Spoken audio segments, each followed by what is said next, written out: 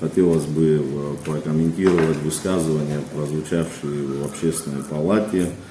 И также хотелось бы напомнить, если кто-то не знает, Конституцию Республики Абхазия и главу 1, статью 7, где четко указано, что государственная власть в Республике Абхазия осуществляется на основании разделения на законодательную, исполнительную и судебную. Законодательная, исполнительная и судебная власти являются самостоятельными. Также в Конституции глава 3 посвящена также законодательной власти, если, наверное, кто-то об этом позабыл. Что бы хотелось бы добавить еще по поводу высказывания относительно того, что кто-то кому-то что-то должен. Хотелось бы сказать мое сугубо личное мнение, как депутата парламента, кому и что я должен. Я в первую очередь должен своей родине, своим родителям и своему народу, своим избирателям, которые делегировали меня в парламент. Также хотелось бы остановиться на том, что суть всего общения в Общественной палате заключалась в том, что на повестке был вопрос по апартаментам, как вы все прекрасно знаете и понимаете. И хотелось бы здесь тоже остановиться на том, что неоднократно у нас были посвящены совещания по этому поводу.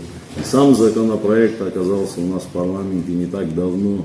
И существует такая рабочая атмосфера в парламенте, где этот законопроект рассматривается. Был комитет, на котором присутствовали и глава администрации президента, и премьер-министр, где подробно и четко, в принципе, и депутаты высказали свое мнение, и выслушали аргументы исполнительной власти. Но суть в том, что, еще раз говорю, что работа идет над этим законопроектом, и никто форсировать эту работу не собирается. А завтра также у нас будет комитет правовой, где будет поднят этот вопрос с привлечением политических партий, общественных организаций. Но в то же время мне бы хотелось бы высказать свое мнение по этому поводу. Вот законопроект по апартаментам, это что для нас такой фундаментальный законопроект? Все мы понимаем, что экономическая составляющая на сегодняшний день, она нам необходима.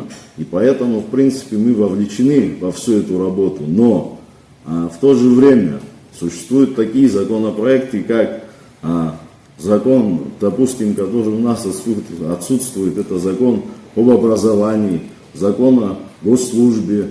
А если говорить о том, что мы рассматриваем сегодня, допустим, тот же законопроект об апартаментах, можно здесь сказать о том, что у нас отсутствует и градостроительный кодекс, и система земельного кадастра отсутствует, система зонирования отсутствует. Да, огромное количество тех законопроектов, на мой взгляд, более фундаментальных, которые у нас сегодня в стране отсутствуют.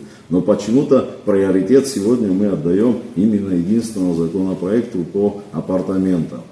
Ну, в данной ситуации еще раз хотелось бы подчеркнуть, что и депутаты парламента, и я лично еще раз говорю о том, что никто форсировать сегодня и бежать впереди паровоза не собирается.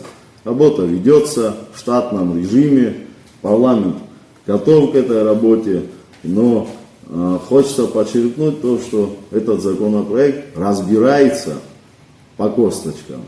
И сегодня здесь еще и коллеги, я думаю, подтвердят, что те высказывания, которые прозвучали парламенту, они не понравились. И такого в примере того, что вообще за всю историю Абхазии происходило, по-моему, это было первый раз.